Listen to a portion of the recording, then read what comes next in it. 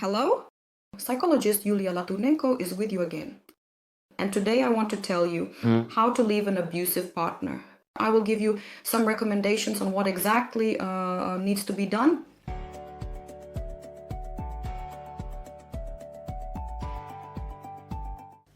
But as always at the beginning, I ask you to subscribe to this channel and like this video. Many people ask me, what should I do? Here I have lived for several years and sometimes even decades with an abusive partner. And now I want to leave them, but I don't know how to do it, where to start. Something is holding me back. The problem is that people who have been in a relationship with abusive partners for a long time, people who maintain toxic relationships, are actually codependent individuals. As the Weinholz state in their research, unfortunately, 98% of people are codependent. Why is this so? Because during the development process, while a person was growing up, they were raised without experiencing separation from their parents. And what should have happened did not occur. As a person resolves two tasks during their development, being able to be in we, meaning in fusion, and being able to be separate.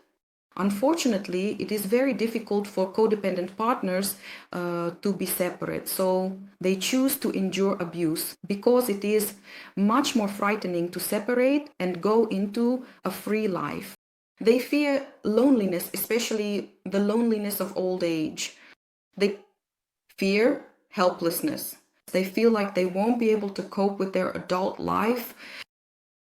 Therefore, essentially, an abusive partner in your life is a consequence of those childhood traumas and those unfulfilled developmental tasks that should have been completed before the teenage years. And the traumas were inflicted, of course, by those adults who surrounded you in childhood and were significant to you. What do I mean? I mean that your abusive partner, that is the partner who inflicts psychological or physical violence on you, is merely a consequence of those childhood traumas you experienced in your past. So if you have already understood everything and sorted it out, and you have decided to leave your sadistic partner, but something is still holding you back, but you are still afraid, today I will give you specific recommendations on where to start to separate from an abusive partner. And here is what I recommend doing first. It is to build your financial independence.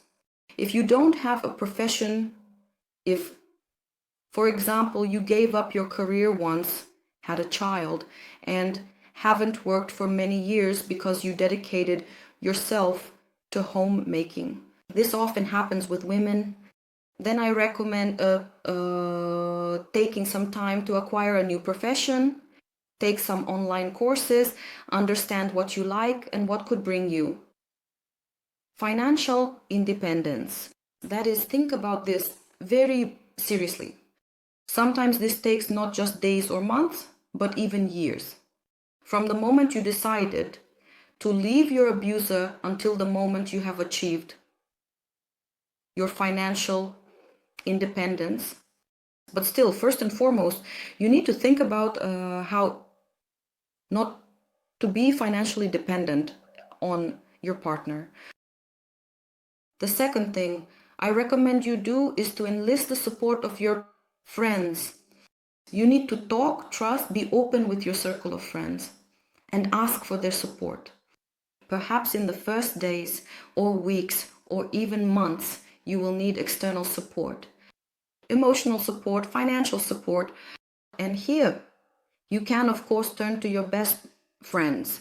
I believe that when a friend is in trouble, true friends do not refuse to help. But your friends are not psychologists, and they may not have as many resources as you need for your support. Here, I mean emotional resources, because sometimes friends also get tired of listening and supporting. They're companions. Therefore, the third next step, if possible, is to find yourself a psychotherapist or psychologist that fits your budget. Fortunately, we have many specialists in the country who work with childhood traumas. There are very different prices available. So find yourself a psychologist and start working on your childhood traumas. Let's continue further. The next point I recommend you to do. If you have absolutely no opportunity to seek professional support, the first thing I advise everyone who listens to me, and even those who don't, is to read the book by the Weinholds, Breaking Free of the Codependency Trap, and start working on your own psychological and physical boundaries. It's not easy to do, but you must learn to say no and stop to other people.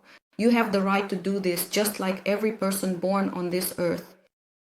Because abusers are attracted specifically to those people who have no idea that they have the right to their own boundaries. People who endure a lot, who give a lot, who are afraid of being abandoned. And then you can do anything you want with them. You can manipulate pressure and use them. Abusers specifically look for such people and are particularly attracted to them. Therefore, you need to learn to say simple and short words that regulate psychological boundaries like stop and no. Do not be afraid to lose, because very often people do not say such words, do not mark their own boundaries because they are afraid that they will be abandoned for it, that emotional contact will be broken with them, that someone will be offended because they spoke about their own boundaries, that something does not suit them, that they are dissatisfied with someone's behavior. Such people are afraid of feeling guilty, of offending a loved one, because at some point in their childhood, they were deprived of the right to say no and stop. At some point in childhood, parents or those who raised you, which could be grandparents, took away this right to say no and stop, thereby perpetuating your codependent behavior, your immaturity, and hindering psychological separation. Therefore, do not be afraid to lose. Because right now, being in a relationship with an abuser, you are losing so much, losing the most valuable thing you have, the time of your life. You are losing your health. You are shortening your own life. Do not be afraid, Kyle, of being helpless or lonely, because you must accept the fact that in this life, everything has its end, and any relationship in this life is temporary, because they eventually end either with the death of one partner or simply because they have exhausted their potential for development. Everything eventually ends and everything eventually begins. If you do not accept how this world is arranged, you will forever remain with the psyche of a child and will move from one abuser to another. Therefore, the first thing I advise is to learn to say no and stop to your own parents. Because as I said, an abuser is a consequence of what happened to you in childhood. If your parents are alive, try to establish boundaries with them first and foremost without feeling guilty. Because you have the right by birth to have your own personal boundaries. Gradually and with a certain courage, start saying no and stop to your sadistic partner. Learn to break contact with pain. This is something your parents never taught you. On the contrary, they taught you to remain in pain. But when your abuser starts provoking and emotionally destabilizing, you learn to break contact, even physically. Go into another room. If he follows you, just try to maybe even go outside, take a walk in the park. If that's not possible, now just say like a parrot.